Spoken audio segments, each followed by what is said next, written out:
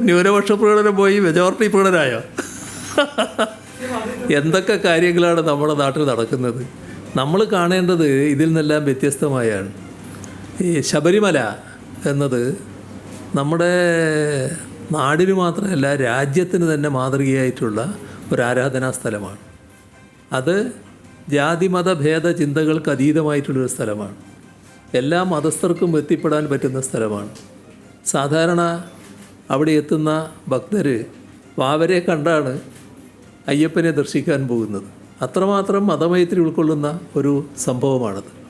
ഇത് ലക്ഷക്കണക്കിന് ആളുകളാണ് ഇവിടെ എത്തിച്ചേരുന്നത്.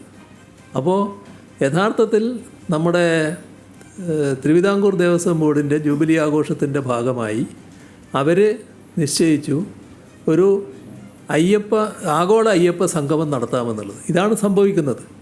ആഗോള അയ്യപ്പ സംഗമത്തിന് നടത്തുന്നു എന്ന് പറഞ്ഞപ്പോൾ എല്ലായിടങ്ങളിലുള്ളവർക്ക് താല്പര്യമാണ്. കേരളത്തിലുള്ളവർക്ക് മാത്രമല്ല, കേരളത്തിന് പുറത്തുള്ളവർക്കും താല്പര്യമാണ്.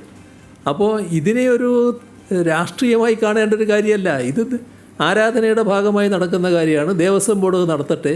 സർക്കാരിൻ്റെ ഒരു പരിപാടിയല്ല, ഇത് ദേവസ്വം ബോർഡിൻ്റെ പരിപാടിയാണ്.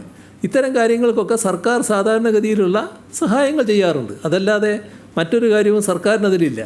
അപ്പോൾ നല്ല നിലക്ക് ആ പരിപാടി നടക്കട്ടെ.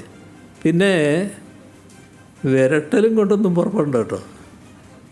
അതുകൊണ്ടൊന്നും പരിപാടി നടക്കാതിരിക്കില്ലല്ലോ. ഇത് രാജീവ് ചന്ദ്രശേഖറിന് കേരളത്തിൻ്റെ ഒരു ശരിയായ നില അറിയാത്ത ഒരാളാണ്. അതുകൊണ്ടായിരിക്കും അങ്ങനെയൊരു വിരട്ടുന്ന രീതിയിലൊക്കെ വർത്തമാനം പറഞ്ഞതെന്നാണ് തോന്നുന്നത്. ഇനി നേരത്തെ പറഞ്ഞ ഒരു കേസുകളുടെ കാര്യം പറഞ്ഞല്ലോ.